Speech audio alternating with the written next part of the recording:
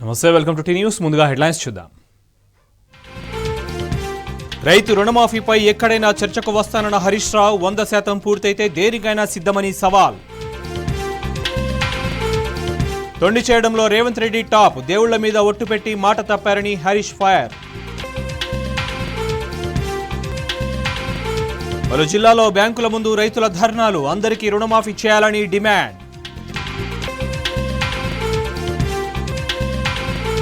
Siddipet camp ఆఫీసుపై దాడి, కాంగ్రెస్ అరాచకానికి ప్రతీక, రాహుల్ గాంధీ ఎందుకు స్పందించడం లేదన్న కేటీఆర్. రాష్ట్రంలో అత్యాచారాలు, హత్యలు నిత్యకృతం, మహిళా కమిషన్ ఎందుకు స్పందించడం లేదన్న బీఆర్ఎస్. కర్ణాటకలో ముడా భూముల కేటాయింపుపై ఎంక్వైరీ, సీఎం సిద్ధరామయ్యను విచారించేందుకు గవర్నర్ అనుమతి.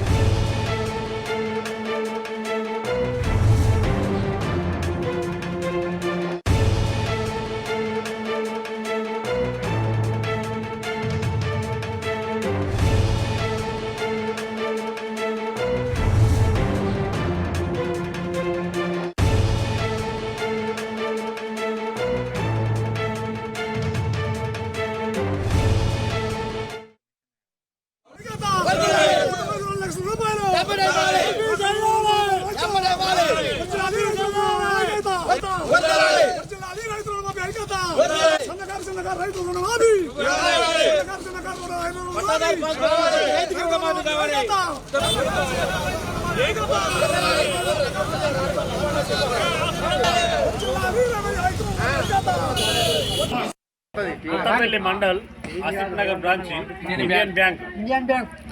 ఈ బ్రాంచ్ లో కేవలం మా గ్రామం కొత్త కొండాపూర్ గ్రామంలో ఒక 600 మంది రైతులు ఉంటే ఇవాళ లాస్ట్ విడతలు వచ్చిన పేర్లు కేవలం 4 వచ్చినాయండి. సెకండ్ విడతలో వచ్చేసి 4 వచ్చినాయి, ఫస్ట్ విడతలు వచ్చేసి 4 వచ్చినాయి. 600 మందిలో 12 మంది రైతులకు రుణమాఫీ జరిగిందని చెప్పేసి ఇండియన్ బ్యాంక్ వారు చెప్తారు. మేము అగ్రికల్చర్ ఆఫీస్కి వెళ్తేనేమో బ్యాంకుకు తప్పు ఉంది, బ్యాంకు ప్రాబ్లం ఉందని చెప్పేసి అగ్రికల్చర్ ఆఫీసర్ చెప్తారు. ఇక్కడికి వచ్చి అడుగుతూనేమో అగ్రికల్చర్ ఆఫీసర్కి మేము డాటా పంపించేసినాం, అక్కడికే వెళ్ళాలి మీరు, మా దగ్గర రావద్దని చెప్పేసేమో అగ్రికల్చర్ ఆఫీసర్స్ అంటారు. వీళ్ళిద్దరు నడుమ రైతులతో చెలగాట వాడతారు మొత్తం మీద. మమ్మల్ని ఏం చేయమంటారు, ఏం చేసుడు అర్థం కానీ సిచ్యువేషన్. బ్యాంక్ మేనేజర్ని అడిగితే మీరు చదువుకున్నారు కదా, పేపర్ స్టేట్మెంట్ వచ్చింది వల్ల మీకు చదువు రాదా, చదువుకున్నారు కాబట్టి మీరు అగ్రికల్చర్ ఆఫీస్కి పోండి, ఏవో గారు మీ ఆ ఇంటికే వస్తారట అంటే. మొన్న 4 డేస్ బ్యాక్ వస్తే 15 తారీఖు దాకా ఆగుర్రి, అందరికీ కూడా రుణమాఫీ క్లియర్ అవుతాయి అని చెప్పేసి ఇదే బ్యాంక్ మేనేజర్ చెప్పాడు. ఇవాళ వస్తేనేమో మీరు అగ్రికల్చర్ ఆఫీసర్లు వస్తారు, ఏవో గారు వస్తారు, అక్కడనే మీకు మాఫీ జరుగుతుంది, మీరు అక్కడికి వెళ్ళే ఫుల్ డీటెయిల్స్ తీసుకోరని చెప్పేసి ఇవాళ బ్యాంక్ మేనేజర్గా మాట్లాడతారు. ఏమన్నా అంటే మీరు చదువుకున్నారా, చదువుకోలేదా, మీకు చదువు వస్తుంది కదా, ఎడ్యుకేషన్ పర్సన్సే కదా అంటే మేము చదువుకుంటేనే మీరు లోన్లు ఇస్తారా ఇలా అంటే. మీకు మాకు చదువు చెప్పడానికి రమ్మన్నాం, వీడికి చదువు నేర్చుకోవడానికి మాకు ఓన్లీ ఇక్కడ లోన్లు మాఫీ చేయాలని చెప్పేసి మేము మా బాధ చెప్పుకోవడానికి వస్తే మీరు చదువుకున్నారు కదా అంటే మా చదువుతో మీకేం పని అండి. మీరు బయటికి పోయి ధర్నా చేసుకోండి, మా దగ్గర మీరు ఎటువంటి గొడవ చేయొద్దు, ఆర్గ్యుమెంట్ చేయొద్దని చెప్పేసి మేనేజర్ గారు చెప్పడం జరిగింది. దాని ద్వారానే మేము బయటకు వచ్చి శాంతియుతంగా మేము మా యొక్క నిరసన తెలుపుతున్నాం. రుణమాఫీ కాని రైతుల ఆందోళనతో సిద్దిపేట నియోజకవర్గం అట్టుడికిపోయింది. రామునిపట్లలోని రాజీవ్ రహదారిని అన్నదాతలు దిగ్బంధించారు. రోడ్డుపై బైఠాయించి భారీ ఎత్తున ధర్నా నిర్వహించారు. దీంతో గంటకు పైగా హైవేపై పెద్ద ఎత్తున ట్రాఫిక్ స్తంభించిపోయింది. పోలీసులు రైతులను చూడకుండా అరెస్ట్ చేసి వివిధ పోలీస్ స్టేషన్లకు తరలించారు. కాంగ్రెస్ సర్కార్ రుణమాఫీ పేరుతో తమను వంచిందని అంటూ అన్నదాతలు తీవ్ర ఆగ్రహం వ్యక్తం చేశారు. సీఎం రేవంత్ రెడ్డి చెప్పిన 2 లక్షల రుణమాఫీ వట్టి బూటకమని తెగేసి చెప్పారు. ప్రతి రైతుకు రుణమాఫీ చేయకుంటే ఆందోళనలు మరింత ఉధృతం చేస్తామని హెచ్చరించారు. దీనిపై మరింత సమాచారం మా ప్రతినిధి రంగాచారి అందిస్తారు. రైతు రుణమాఫీ విషయంలో ప్రభుత్వం తమను వంచిందని చెప్పి రైతులంతా రోడ్డెక్కి ఆందోళనకు సిద్ధమైనటువంటి పరిస్థితి సిద్దిపేట నియోజకవర్గ వ్యాప్తంగా కనిపిస్తూ ఉన్నది. కొద్దిసేపటి క్రితం చిన్న కోడూరులో రైతులు రోడ్డెక్కి ఆందోళన నిర్వహించగా ప్రస్తుతం ఇక్కడ చిన్న కోడూరు మండలం రావునిపట్ల వద్ద రాజీవ్ రహదారిపై పెద్ద ఎత్తున ఆందోళన చేశారు. తమకెందుకు రుణమాఫీ చేయడం లేదని వాళ్ళు ప్రశ్నిస్తున్నటువంటి పరిస్థితి ఉంది. ఇక్కడ కొంతమంది రైతులు ఉన్నారు, వాళ్ళని అడిగి తెలుసుకుందాం ఏం జరిగిందో. చెప్పండి అమ్మ, మీకు ఏమైంది? సారు అయినోళ్ళకి అయినాయి, కానోళ్ళకి కాలే. చేస్తే ఇంటికి ఒక 50,000 ఏంటి, ఒక్కింట్లో నలుగురికి అయితే ఒక్కింట్లో ఒక్కరు కావా సారు? ఒక్కరు సూత్యం కాలే. మీరు 2వ విడత అన్నారు, 3వ విడత అన్నారు. 25 నెంబర్స్ కైనాయి, 1000 ఖాతాలలో 25 నెంబర్స్ కైనాయి. కడవలంతా రైతులు కదా సార్, ఎంత వాళ్ళకి అవుడేంది వాళ్ళకి అవ్వకపోవడం. అయిన వాళ్ళకి డబల్ అయినాయి, మాకు ఒక్కటి కూడా లేదు. 1000 ఖాతాలలో 25 మందికి అయినాయి. అది పద్ధతేనా? సీఎం ఏమో పెద్ద గొప్ప చెప్పుకుంటుడు, నేను రుణమాఫీ చేసిన ఢిల్లీకి పోయాడు. నేను రుణమాఫీ అయిపోయిందని పాలాభిషేకం చేసుకుని ఢిల్లీకి పోతుండు. పద్ధతేనా అది? ఒక్కొక్కడేమో ఏడుతున్నాడు, ఒక్కొక్కడు ఉరి పెట్టుకుని ఆత్మహత్య చేసుకుంటారు. ఇప్పుడు అయితే లేవు, రుణమాఫీ అయితే లేదు.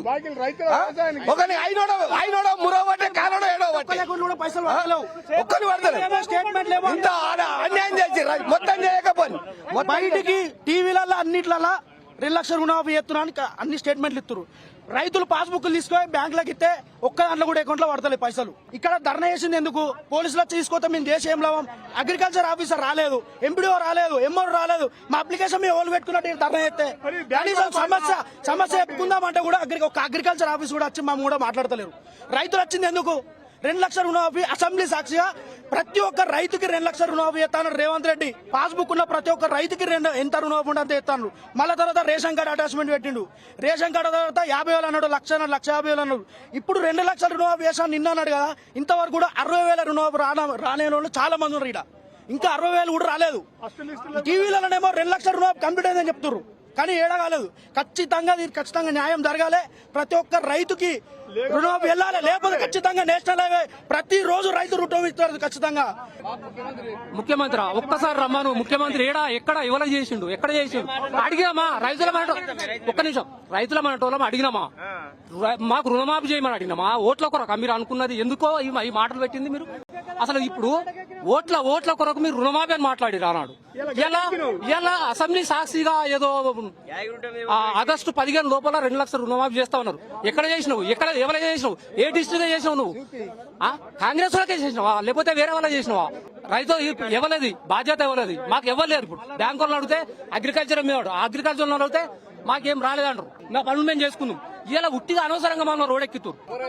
సీఎం రేవంత్ రెడ్డి రుణమాఫీ చేస్తామని చెప్పి ఇలా ఓట్లకు గద్దెకెక్కిండి. ఇలా రుణమాఫీ లేదు, ఏం లేదు, ఏదో చెప్పిండు 2 లక్షలు అని చెప్పిండు. అసలు 2 లక్షలు తీసుకున్నాడు రైతు కాదా? 1 లక్ష తీసుకున్నాడు రైతు కాదా? అసలు రైతులకు రుణమాఫీ చెప్పినప్పుడు ఎంతవరకు చేసిండు? 2 లక్షల రుణమాఫీ అన్నప్పుడు 2 లక్షల రుణమాఫీ చేయాలి. 2 లక్షల రుణమాఫీ చేసుకున్నాడు రైతు కాదా? అది మనిషి కాదా? ఏం నిబంధన అది? ఏదో ఓట్ల కొరకు ఇదంతా సృష్టించి రైతులను మోసం చేయడం జరిగింది. ఇది ఆయనకు కరెక్ట్ కాదు. ఇట్లా చేసుకుంటూ పోతే ఆయన ఖచ్చితంగా గద్దె తీయడం ఖాయమైతుంది. ఇది ఖచ్చితంగా ఆయన కావాలనే చేస్తుండు. ఏదో మభ్య పెట్టడానికి రైతులందరినీ ఏదో 2 లక్షల రుణమాఫీ అని చెప్తే వాళ్ళు ఒప్పుకుంటారని. ఒకటే సార్ ఇవాళ అనుకోకుండా ఇడికి వచ్చినాము. రేపు మొత్తం అనౌన్స్ చేసుకుంటాం, మొత్తం రోడ్ ఎక్కుతాం, మొత్తం 7 గంట ఆడిపోతాం సార్. మేమైతే ఇష్టపెట్టాం. ఈ ప్రభుత్వం ఎందుకు వాడుకున్నది మమ్మల్ని? ఆవిడ మాకు చేస్తామని 2 లక్షల రూపాయలు చేస్తామని చేస్తలేరు. ఎందుకు ఉరిగించది? ఎందుకన్నా అన్నాడు అది చేయాలి. మేము అందుకొరకే రోడ్డు లేకపోతే చిన్న గోడలో ఇంతవరకు 2 లక్షలకు ఒక్కడికి కూడా రాలే. రాలే. ఆ 2 లక్షలు కంపల్సరీ అయిందని ఆ దేవుని మీద ఒట్టు పెట్టినావు. ఇవాళ ఎడిపోయింది మరి. నిన్న వైరా సభలో రేవంత్ రెడ్డి మాట్లాడుతుండు. 3 విడతలుగా మొత్తం 2 లక్షల లోపు అందరికి రుణమాఫీ చేసినని మాట్లాడిండు. ఒకసారి రావునపట్లకు రండి, ఏ మండలకైనా రండి, తెలంగాణ డిస్టిక్ లో ప్రతి ఒక్క మండలకు రండి. రేవంత్ రెడ్డి రండి, మీరు చూడండి 40% కూడా రుణమాఫీ అయితే లేదు ఇప్పటి వరకు. ప్రతి ఒక్కరికి రుణమాఫీ అయిందని ఎట్లా మాట్లాడిండు? హరీష్ రావును రాజీనామా చేయమంటుండు. నీకు హరీష్ రావు చేయబట్టే ఈ 40% కూడా హరీష్ రావు చేయబట్టే రుణమాఫీలైన తెలంగాణ మొత్తంలో. ఇప్పుడు హరీష్ రావు సార్ మాట్లాడకుంటే ఆ 40% కూడా మనకు ఈ తెలంగాణలో ఒక్క రూపాయి కూడా రుణమాఫీ కాపు. హరీష్ రావు సార్ అసెంబ్లీలో గట్టిగా మాట్లాడబట్టే ఇప్పుడు రుణమాఫీ 40% అయింది. హరీష్ రావును రాజీనామా చేయ అంత దమ్ము నీకు లేదు అనే మాట్లాడాలి కూడా నీకు లేవని చెప్తున్నా దీని మునగా. Thank you. మీరేమంటున్నారు? అంతే రుణమాఫీ చెయ్యాలి, రేవంత్ రెడ్డి రుణమాఫీ చెయ్యాలి. నరసింహ ఆలయంలో విమానం ప్రమాణం చేసిండు, పక్క రుణమాఫీ చెయ్యాలి. ఇది మనకి ఇక్కడ రైతులు ప్రధానంగా డిమాండ్ చేస్తున్నది. ఆ 100% రైతులకు రుణమాఫీ చేయాల్సిందే, 2 లక్షల రూపాయల రుణం మాఫీ చేయాల్సిందే, లేకపోతే ఈ ప్రభుత్వం గద్దె దిగే వరకు మేము ఆందోళన నిర్వహిస్తామని చెప్పి రైతులు చాలా స్పష్టంగా చెప్తున్న పరిస్థితి కనిపిస్తుంది. వీళ్ళంతా చిన్న కోడూరు మండలానికి సంబంధించిన బ్యాంకు రైతులు, చిన్న కోడూరు మండల పరిధిలోని రైతులు. ఇక్కడ కేవలం ఒక ఊరికి సంబంధించి వాళ్ళు చెప్తున్న లెక్కల ప్రకారం కేవలం ఒక ఊర్లో 20 నుంచి 25 మంది రైతులకు మాత్రమే రుణం మాఫీ అయింది. ఇంకా 70-75% మంది రైతులకు గ్రామాల్లో రుణం మాఫీ కాలేదు.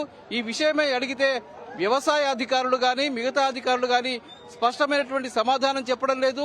ఆ లిస్టులు బయట పెట్టమని చెప్తే కూడా లిస్టులు బయట పెట్టడం లేదని చెప్పి వాళ్ళు చెప్తూ ఉన్నారు. ఇదంతా కేవలం ప్రజల్ని రైతుల్ని మోసం చేయడం కోసం ఇది కాంగ్రెస్ ప్రభుత్వం ఆడుతున్నటువంటి నాటకంగా వాళ్ళు అభివర్ణిస్తున్నటువంటి పరిస్థితి ఉంది. ఒకవేళ ఇదే పరిస్థితి కొనసాగితే రేపటి నుంచి మేము పెద్ద ఎత్తున ఆందోళనల్ని కొనసాగిస్తామని చెప్తున్నారు. ఇక్కడ దాదాపు గంట పాటు రామన్పట్ల రాజీవ్ రహదారిపై రైతులంతా బైఠాయించి ఆందోళన నిర్వహించారు. ఇప్పుడు పోలీసులంతా వచ్చి వాళ్లను అరెస్ట్ చేసి పోలీస్ స్టేషన్, చిన్న కోడూరు పోలీసులు వచ్చి వాళ్లను అరెస్ట్ చేసి పోలీస్ స్టేషన్ తరలిస్తున్నటువంటి పరిస్థితి ఉంది. మొత్తానికి రైతుల్లో తీవ్రమైనటువంటి ఆగ్రహం అయితే వ్యక్తమవుతున్న పరిస్థితి ఇక్కడ కనిపిస్తున్నది. కెమెరామెన్ వెంకట్తో రంగాచారి, టీ న్యూస్, రామునిపట్ల. కలాపున కృష్ణమ్మ నిండుగా పారుతున్నా మా పంటలు చెరువులు ఎండుతున్నాయని నాగర్ కర్నూలు జిల్లా కల్వకుర్తి రైతులు ఆవేదన వ్యక్తం చేస్తున్నారు. గత సంవత్సరం కృష్ణానదిలో నీళ్లు లేక కేవలం భూగర్భ జలాల మీద ఆధారపడి బోర్ల సాయంతో పంటలు పండించామని, ఈసారి కృష్ణానది నిండుగా పారుతున్నా కేఎల్బీ కాలువలకు సాగునీళ్లు నత్తనడకన రావడం వల్ల చెరువులు నింపకపోవడంతో భూగర్భ జలాలు అడుగంటిపోయాయని అన్నారు. దీనికంతటికీ ప్రభుత్వ నిర్లక్ష్యమే కారణమని రైతులు మండిపడుతున్నారు. ఇప్పటికైనా ప్రభుత్వం స్పందించి కల్వకుర్తి కాలువలకు నీళ్లు వదలకపోతే పెద్ద ఎత్తున ఆందోళన చేపడతామని ప్రభుత్వాన్ని హెచ్చరించారు. దీనిపై మరింత సమాచారాన్ని మా ప్రతినిధి శేఖరాచార్య అందిస్తారు.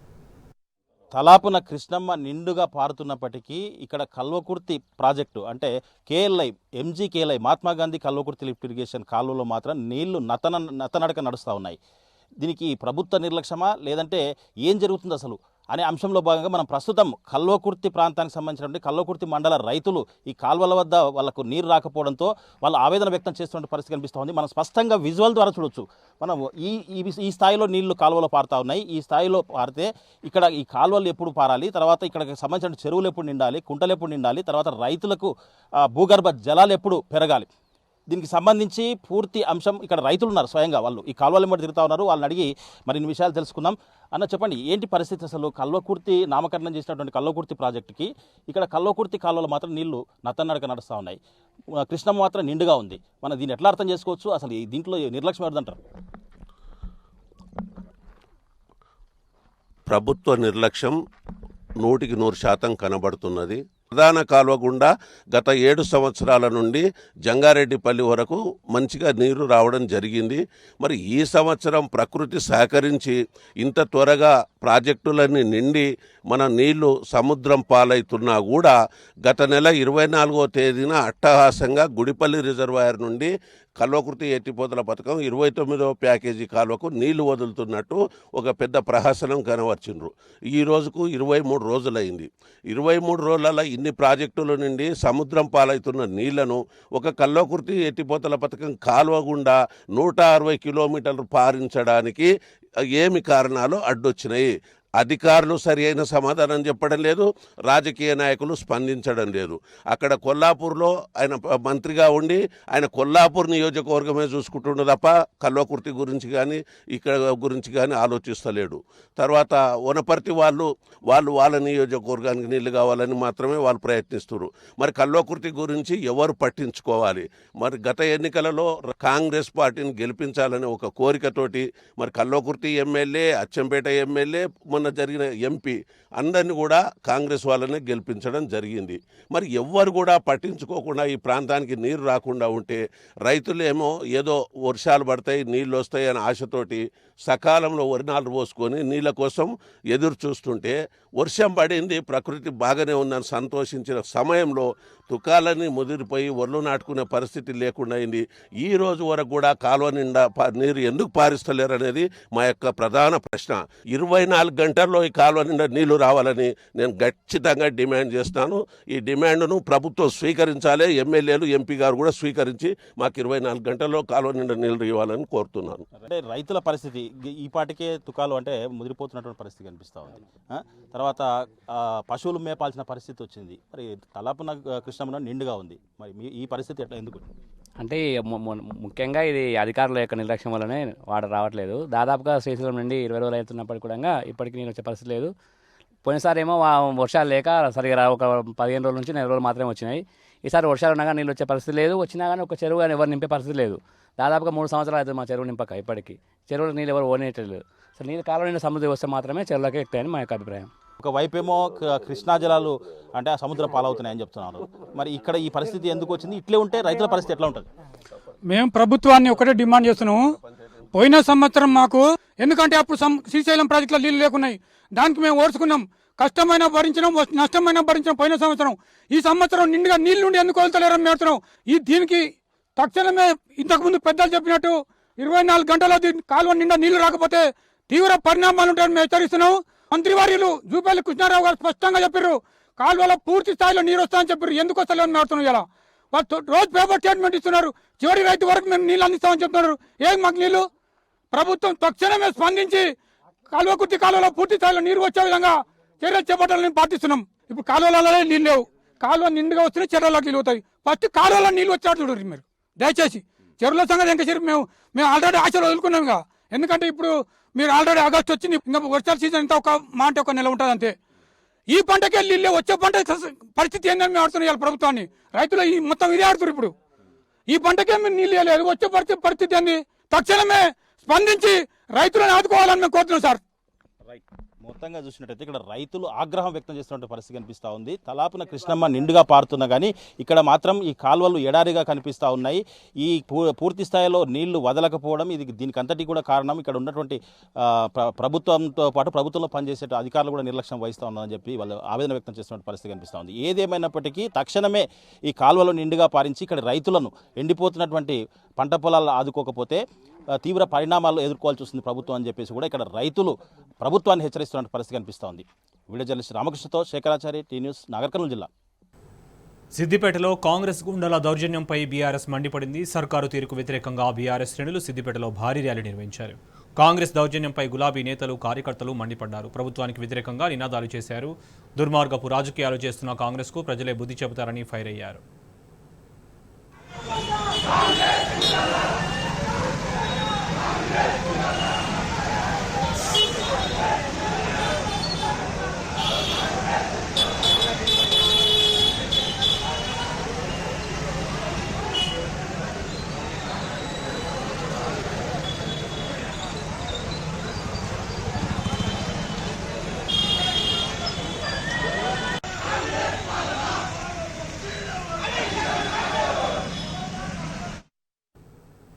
సీఎంగా రేవంత్ రెడ్డి జిల్లాల పర్యటనలు చేయడంలో విఫలమైనట్లు ఆరోపణలు వస్తున్నాయి. పాలమూరు జిల్లా పర్యటన పలుమార్లు చేసిన సీఎం మిగతా జిల్లాల విజిట్ మాత్రం చేయకపోవడంపై ఎమ్మెల్యేల నుంచి అసంతృప్తి వ్యక్తమవుతోంది.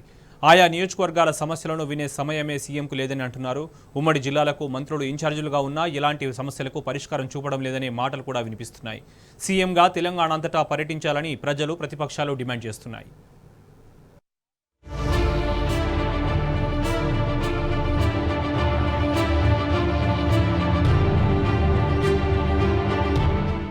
తుమ్మాలంటే ఢిల్లీ, దగ్గితే కొడంగల్లి, ఇది సీఎం వరుస. సర్కార్ కొలువుదీరి 8 నెలలు గడుస్తున్నా రేవంత్ రెడ్డి మదిలో జిల్లా టూర్ల సోయే కలగడం లేదు. పార్లమెంటు, ఇతర ఎన్నికల సందర్భం మినహా ముఖ్యమంత్రి హోదాలో ఆయన ఇప్పటి వరకు జిల్లాల విస్తృత పర్యటనపై దృష్టి పెట్టలేదు. ఒకవేళ అధికారిక కార్యక్రమం ఉండి ఏదైనా జిల్లాను సందర్శించినా తిప్పడు కొండపర్తి పాయే వచ్చే అన్న చందమే. అక్కడి ప్రజల గోస విని వాటి పరిష్కారానికి తృణమో ఫలమో ప్రకటించిన దాఖలాలు ఒక్కటంటే ఒక్కటి సైతం లేదు. దీంతో ఆ పార్టీ ఎమ్మెల్యేలు నారాజు కావడం, స్థానిక ప్రజలు బుజ్దిల్ అవడం రొటీన్ అయిపోయాయి. ఏ నియోజకవర్గ ఎమ్మెల్యే అయినా జనమైన సీఎం పర్యటన ఉందంటే వాళ్ళ ఊరి కోసం ఏదో ఒకటి ఆశిస్తూ ఉంటారు. వాళ్ళ దరికే ముఖ్యమంత్రి వస్తే తమ సమస్యలు వెంటనే తీరుతాయని భావిస్తుంటారు. సీఎంలు తమ హామీలను నెరవేర్చడానికి టూర్ల సమయంలో స్థానిక అవసరాల పరిష్కారం కోసం నిధులు మంజూరు చేయడానికి స్పెషల్ డెవలప్మెంట్ ఫండ్ SDF ఎప్పుడూ రెడీగా ఉంటుంది. ఆ వెసులుబాటు ఆసరాగా సీఎంలు ఆయా ప్రాంతాలకు వెళ్లినప్పుడు స్థానిక కోరికల మేరకు ఏవో వరాలు కురిపించడం రావడం కద్దు. అలాంటి సమైక్య రాష్ట్ర సీఎంలు మొదలు ప్రత్యేక రాష్ట్రం ఏర్పడ్డాక కేసీఆర్ వరకు అందరూ నిరాఘాటంగా ఈ రివాజును కొనసాగించిన వాళ్లే. ఒక్క రేవంత్ రెడ్డి మాత్రమే జిల్లాల పర్యటనల సందర్భంగా ఉత్త చేతులు ఊపుకుంటూ వెళ్తున్నారు. వస్తున్నారనే వాదనలు వినిపిస్తున్నాయి. జనం నుంచి అనేక అర్జీలు, ఎమ్మెల్యేల నుంచి వినతులు ఎన్నున్నా సీఎం కనీసం వాటి దిక్కైనా చూడకుండా తిరుగుటపా అవుతున్నారట. దీంతో ఆయన నుంచి ఏదో ఒకటి ఆశిస్తున్న ఎమ్మెల్యేలు జనం భంగపాటుకు గురై ఉసురుమని నిట్టూరుస్తున్నారు.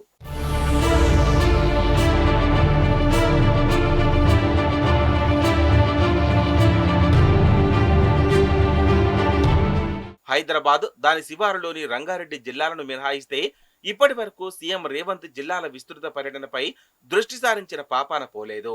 అక్కడి ప్రజల సాధక బాధకాలను వినే ప్రయత్నమూ చేయలేదు. వాస్తవానికి కేబినెట్ మంత్రులది పరిమిత సంఖ్య. మొత్తం అసెంబ్లీ సీట్లలో 15% బెర్తులు మాత్రమే ఉంటాయి. అంటే సీఎంతో కలిపి 18 మంది మంత్రివర్గ సభ్యులుంటారు. అందులో ఒక 12 బెర్తులను మాత్రమే నింపి మిగతా 6ని కాంగ్రెస్ ఖాళీగా ఉంచిన విషయం తెలిసిందే. కాగా ఆదిలాబాద్, నిజామాబాద్, హైదరాబాద్, రంగారెడ్డి జిల్లాలకు మంత్రివర్గంలో ప్రాతినిధ్యం 0. మరోవైపు కేసీఆర్ హయాంలో చేపట్టిన పరిపాలనా సంస్కరణల తర్వాత రాష్ట్రంలో 33 జిల్లాలు ఏర్పడ్డాయి. డీలిమిటేషన్ ప్రక్రియతో నియోజకవర్గాల పునర్విభజన ఇంకా జరగాల్సి ఉంది. అసెంబ్లీ సీట్ల సంఖ్య పెరిగితే మరికొన్ని కేబినెట్ బెర్తులు కూడా కలిసి వస్తాయి. ఇప్పుడున్న పరిమితి వల్ల కొన్ని కొత్త జిల్లాలకు సైతం మంత్రివర్గంలో ప్రాతినిధ్యం దొరకలేదు. Speaker, deputy speaker, whip, chief whip, ఇతర కేబినెట్ హోదా పదవులున్నా వాటిలో కొన్నిటిని ఇంకా భర్తీ చేయలేదు. మిగిలిన వాటిలో కొత్త ముఖాలే అధికం. ఇక ప్రతి ఉమ్మడి జిల్లాకు ఇన్ఛార్జి మంత్రి చొప్పున ప్రభుత్వం 10 మందిని నియమించినా అది 60,000 చందమే. వాళ్ళ చేతిలో సైతం ఒక్కొక్కరి దగ్గర 10 కోట్ల రూపాయల చొప్పున 1,190 కోట్ల రూపాయల మేరకు ప్రత్యేక నిధి ఉన్నా ఇప్పటి వరకు వాళ్లు దాన్ని ఒక్క అభివృద్ధి కార్యక్రమానికి, ప్రజా అవసరాలకు వెచ్చించిన దాఖలాలు లేవు.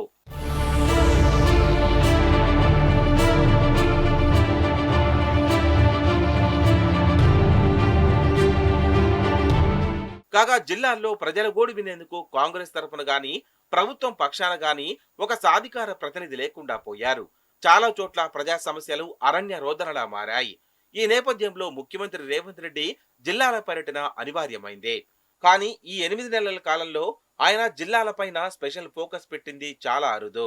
పార్లమెంటు ఎన్నికల ప్రచార పర్వం మినహా సీఎం హోదాలో రేవంత్ రెడ్డి జిల్లాల పర్యటనలు జరిపింది చాలా తక్కువ. ఉత్తర తెలంగాణలోని ఉమ్మడి కరీంనగర్, ఆదిలాబాద్ జిల్లాలో రేవంత్ రెడ్డి కనీసం ఒక్కటంటే ఒక్క అధికారిక పర్యటన చేయలేదు.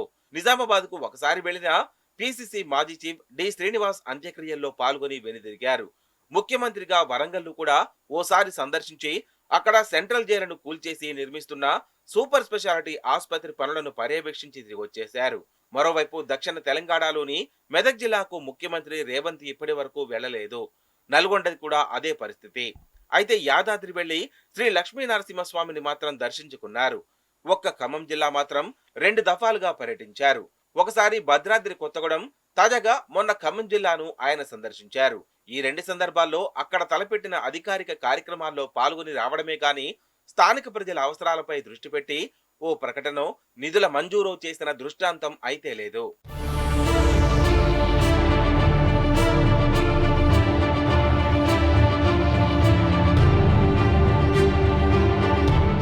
కాగా తన సొంత జిల్లా మహబూబ్ నగర్ కు మాత్రం రాష్ట్ర ముఖ్యమంత్రిగా రేవంత్ రెడ్డి అత్యధికంగా ఇప్పటికీ 3 నుంచి 4 సార్లు వెళ్లారు.